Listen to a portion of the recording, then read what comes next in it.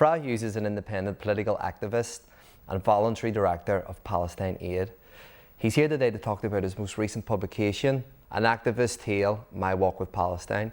So, Fra, thanks very much for coming into the studio today. And before we delve into the book, I just want to discuss your upbringing and formative years growing up in Belfast and how it shaped you to become the activist that you now are today. I grew up in North Belfast near the waterworks. I was born in 1963, so I presume then when the violence, all started in 1969, I was 6 years of age, just really started in primary school. So I would have grown up and lived through the bulk and the worst parts of many of the atrocities that kind of happened in our city at that time. Was there a pivotal moment when you first encountered the ongoing violence and the resistance in Palestine and the Middle East? Much of the world's media and attention was on Northern Ireland and the conflict, particularly the Western world and Europe. Why then did you shift your focus to what was happening on your own doorstep to engage and to support the resistance that was happening in Palestine?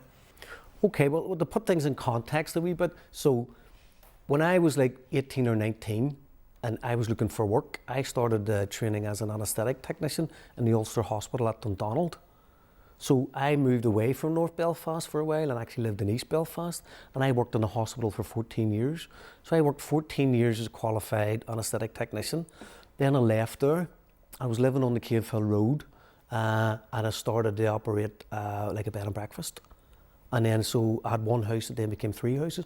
So it's not like at the age of 19, I turned my back on the struggles that's happening on the streets of Belfast and suddenly go, oh, it's much easier to talk about what's happening over, like a distraction. I'll look over here so that I don't have to look over my shoulder. No, that's not what happened. I just went on to work. I went on to have a career. I went on to start a business.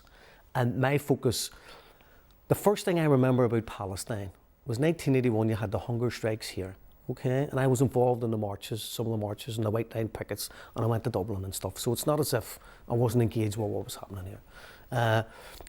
I'm an independent person, and joining parties and stuff just doesn't suit me because I have independent thought, and I believe when you join a party, you have to agree with the party manifesto, you have to agree with the party line, and eventually you end up having to say things that you don't sit. You have to subscribe to an agenda. Absolutely. So something that you feel is untrue, you have to say because it's part of the party line. So I've stayed independent because I feel it keeps my integrity. It marginalises me as what I can actually do as an individual, because you can do so much more as being part of a collective. But you had the hunger strikes here in 1981. 1982, I remember watching the television when Israel had gone into Lebanon and the IDF had forced out the PLO, the Palestine Liberation Organization, and its fighters that were put on boats, and a lot of them went to Tunisia and Algeria, and they went to Syria, I think, and Jordan, and all these other places in and around the Middle East. And I remember, the first thing I remember thinking was, why are the PLO, the Palestine Liberation Organization, in Lebanon? Why aren't they in Palestine? And that just it struck a wee chord with me. Why aren't they in Palestine fighting? Why are they in Lebanon? And there were the 2 massacres at the same time in the camps of Shabra and Shatia. So there were American warships, I believe, in the Bay of Beirut, and they escorted all the fighters out. So the people left in the camps, in the PLO camps, were like the vulnerable people, the young children, the older men and the older women. And that really struck me at the time. And then I've always seen parallels between Ireland under British colonisation and Palestine under the British mandate, because they had the same laws. They have administrative detention there, which was the same as our internment without trial. So the parallels are there for anyone who's willing to see them. They're obvious. And the book, An Activist Tale, My Walk with Palestine, it deals largely with your humanitarian trips to Gaza, particularly the one in 2010.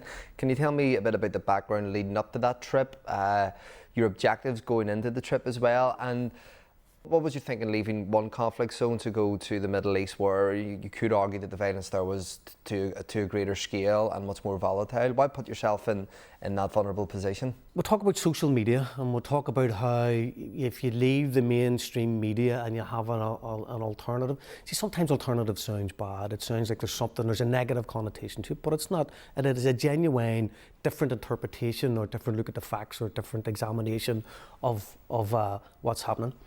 So I had a guest house, I had a lot of downtime, I was waiting for people to arrive, I got a laptop, I'm sitting on Facebook, I start connecting with other people, I see people putting up posts about, and this is what's fantastic about social media, you can go from having a limited interpretation of what's happening somewhere to be not an expert or not a historian, but they actually bone up, if that's the right phrase, on what's happening in a very short period of time. So you have what I consider to be government propaganda from mainstream media, include all the television stations and all the news media, because they're all trying to create a consensus of the public narrative so that the people believe, whatever they're being told.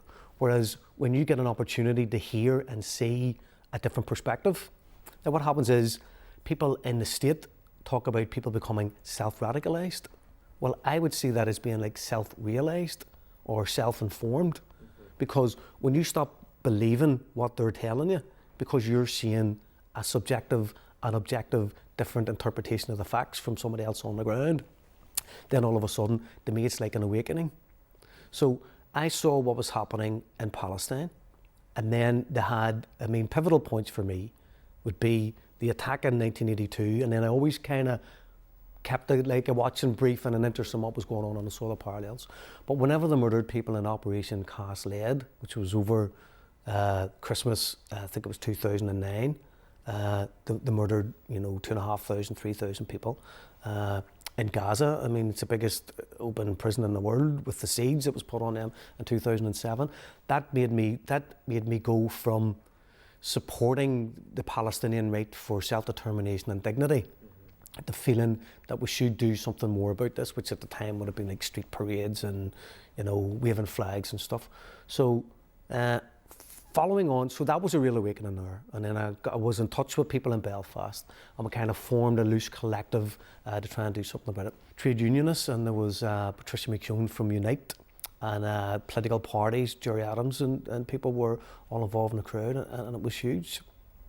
And it was from that then there was a fundraiser to raise money to be sent to the Al Auda hospital in Gaza. So a fundraiser in Belfast to send the money over. And I got to meet Dr. Saib Shath, and he's an ex-Palestinian representative to Ireland. And he said to me, Fra, if you really want to stand shoulder to shoulder with the oppressed people of Palestine, it's fantastic having a function, waving flags, but you want to go over there. And he put that seed in my mind, and it took about 6 months for that. But what kind of happened was things have a tendency to almost fall into place, because then I heard that Viva Palestina and George Galloway were organising a land convoy that was going to go leave London and make its way to Gaza. So within 6 weeks of hearing that this was on, me and Tony Upton, and with the help of some friends, had helped raise money for a 13-seater wheelchair accessible minibus with some medical aid. And we took the van and we drove to Palestine in 2010. And that was the basis for the story, really, for the start of me doing more than just attending demonstrations and being on Facebook saying we'll have to stop this. But your spirit couldn't rise again. We're near Adana now. It's only 20 kilometres down the road. So we're staying here tonight. Then we'll drive on to Atakia, which is on the Syrian border tomorrow, and then we'll hang about there because we're not meant to cross over the border until Wednesday.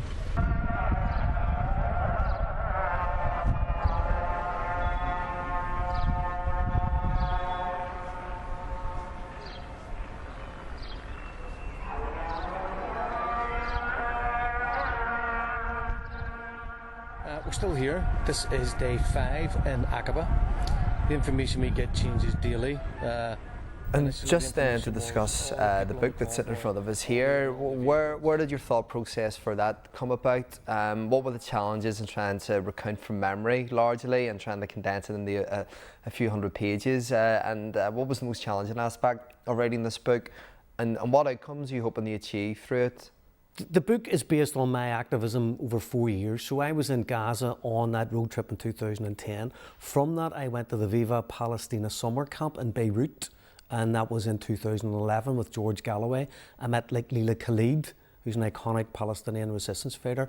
Ronnie Casseroles, he's a white Jew who fought alongside the ANC, who became the first security minister under the new ANC government under Nelson Mandela.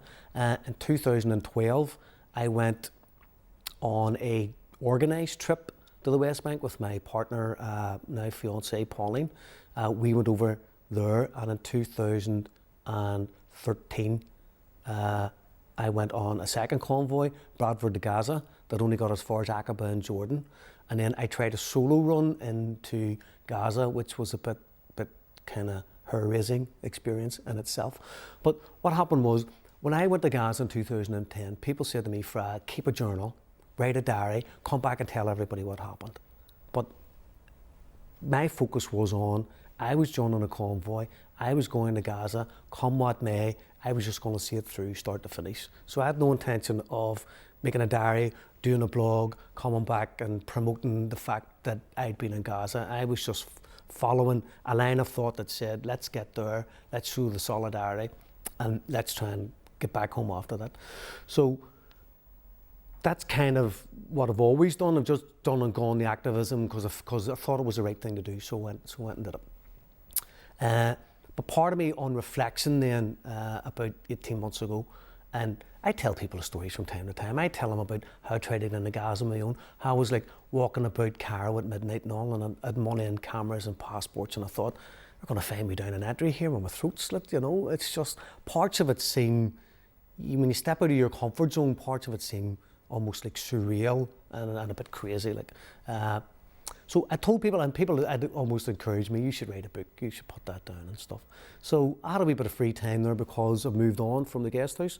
I had a bit of free time and I started writing the book. But the book was very, very, very easy to write. Now it's written from memory, so I could be wrong about dates or people or certain things, but it's written genuinely from what I believe to have happened on all those different journeys.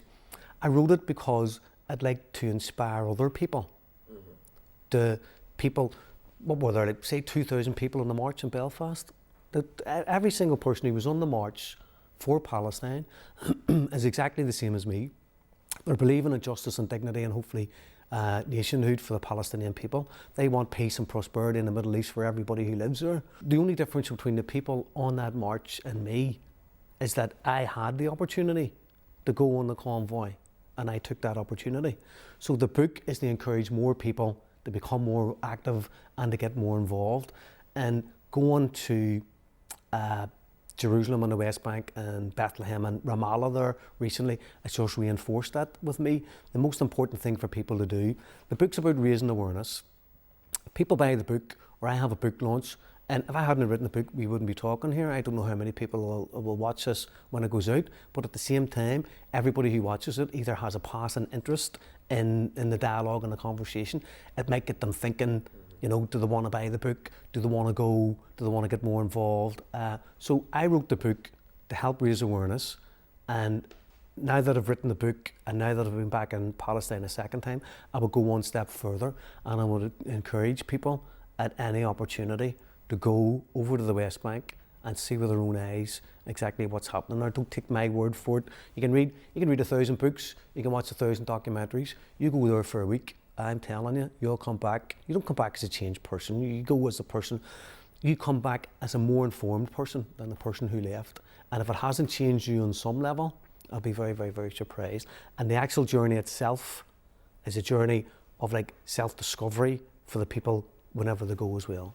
What did that add to your understanding and your inquisitive nature to what was going on then with the Palestinian struggle? Can you recall your first encounter with the Israeli security and armed forces as well? Just what was it like touching down in Gaza and actually engaging with the landscape and the people there? Did it change your view at all? I try to base my decisions on morality, right? Because there's the right thing to do and there's the wrong thing to do and there's a safe thing to do and there's all these different interpretations of it. But I say to myself sometimes, what's the right thing to do? And even if it's not right for me or it's not necessarily safe for me, if I think it's the right thing to do, I'll do it. So before I went to Gaza, I mean, we're talking about how they'd bombed and murdered over 2,500 people. They'd used phosphorus bombs, and they're all illegal under international law and stuff. So part of me's thinking, well, you're going in a danger zone here. I mean, just because we're there doesn't mean none of us are under danger. It won't be bombed. People won't be shot at the border and stuff. So that was one of the first decisions to make. You know, to accept the fact that you're potentially going to put yourself in danger for. See, for me, it's not a political ideology. I'm not a member of a party. I'm not waving a flag. I'm not a super Republican nationalist who's got something to prove going to Gaza. I believe it's a humanitarian crisis, and I believe if you genuinely want to stand in solidarity with somebody like Dr. Saib Seth said, the way to do it is just to go and do it. So that's what we did. We got the van and we went over. And my concerns were, we didn't have any contact with the IDF because we were going to go on a land convoy that went from London to Paris, Paris to Lyon, over the Alps into Turin and Milan, Ancona in Italy. Then we got a boat to Thessalonica in Greece. Then we went from Greece to Turkey. We were in Istanbul, Ankara, somewhere else on the way through to Syria. And then we spent 16 days in Latakia in a Palestine refugee camp, because our concern at that stage wasn't about the Israelis. It wasn't even about, at that point, getting into Gaza. It was about whether or not Mubarak, the leader in Egypt, would allow a pro-Palestinian European convoy to go into Egypt and then into Gaza. So we didn't have any concerns about the IDF until we physically entered Gaza. But having spent 36 days on the road, we actually entered into Gaza on the 21st of October 2010. I was born on the 21st of October 1963. So to get in to what I saw was the whole goal of our journey on the day of on the date of my birth, to me, my birthday was very important. And I have stamps that say Palestinian Authority on the top, which I'm very, very, very proud of. And to get the medical aid in, do you know what people told me when we got there? If you'd have walked in with your bare feet, with no van and with no medicine, that would have meant as much to them as it did us bringing the stuff in, because they're under siege. Those people felt so isolated, marginalised and abandoned that, you know, they would, if you'd let them, they would have kissed your feet for making the effort just to go and spend 3 days with them. What were some of the human rights issues that you noticed when you arrived in Gaza? Did you find that you were delving into the truths of the conflict that was happening in the Middle East and in Gaza once you got there and you arrived there in person? I'll tell you what's fantastic about spending 36 days on the road on a convoy, right? I mean, the scenery's spectacular all the way through. We were going through Europe and at the end of autumn, and the scenery was stunning.